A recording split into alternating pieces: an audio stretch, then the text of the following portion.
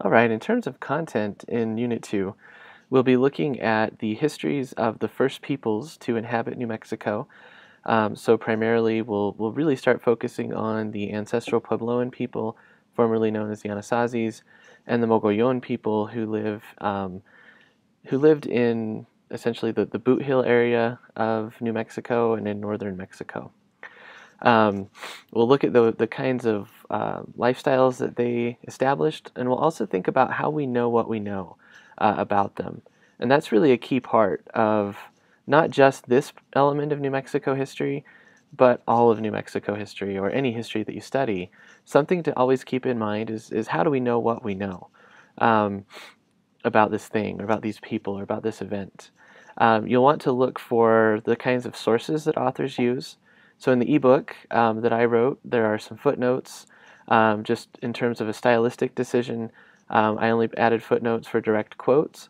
But at the end of each chapter, you will find the notes and the resources for further reading. Um, those will help you understand some of the sources that were used to tell that story. Also, we'll be thinking about oral histories and how Native peoples continue to tell their own stories, but they do so in a way that combines the past and the present. Something that helps them to make their cultures more powerful and more present and more resilient to them. So, although many of us from the kind of Western academic tradition, we distinguish very sharply between the past, the present, the future.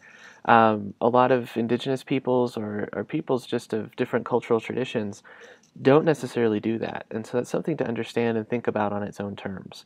Um, so I really want you to pay attention to the videos, the readings, so that we can think about native lifeways on their own terms, not putting value judgments on them as the Spaniards did when they first arrived in the 1530s, the late 1530s.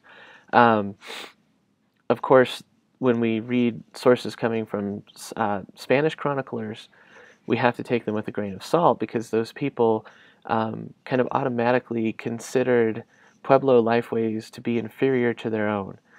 They thought Pueblo beliefs were inferior to Christian beliefs. They thought Pueblo ways of building homes, even though they were impressed that Pueblos built homes and that they lived sedentary lifestyles, the ways that they did it to the Spaniards were somewhat primitive or not up to par from the Spanish perspective. And so we get very heavily value-laden judgments of Pueblo people from those Spanish sources. The problem that we face is that as historians, we have to use the sources that are available. There's no other way to tell the story of the first peoples and of the contact without using those very problematic sources, the Spanish sources. So something to think about then as well is how can we still use these very biased sources? What can we tell from them? How can we sort of remove that bias, or at least just critically think about the bias and how it would have shaped the story that's being told? If we're able to do that, then we can add different layers of the story, new pieces of the puzzle into the mix and tell a much fuller history. So that's something that a lot of historians attempt to do, something to keep in mind as you read through this particular unit. There was one other thing I wanted to mention. Oh, thinking about the earliest attempts at Spanish conquest and colonization. That's what we're going to get to in this unit. We're going to look at the reconquest in the Iberian Peninsula. We're going to look at the conquest of Mexico by Hernán Cortés. And so we got to think about what kinds of patterns were established during those historical moments that were then applied, at least in some form, to the conquest of New Mexico as well. So that's the reason that I give you this kind of long context on Spanish patterns of colonization and conquest. So that's what you should keep in mind with that part. And then finally, as we move forward throughout the rest of this course over the next 2 weeks, think about how we know what we know about any given topic.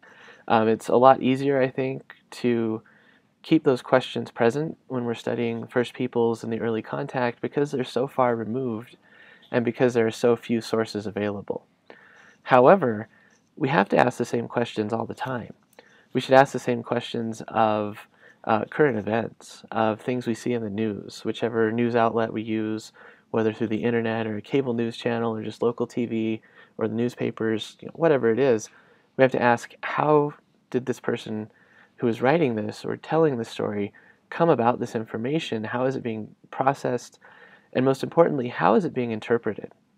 Although we would like to think so, facts, information does not speak for itself. People interpret it. They have to. So we have to think about, how is it being interpreted, and is it being interpreted in the right way? Could we use another framework? Could we look at it from another angle? All of these things will help us to tell a fuller story, capture a bigger history of what's going on in New Mexico for our case in this class. Over the long course of, from as early as we can get to as close as we can get to the present. So I hope that you enjoy Unit 2.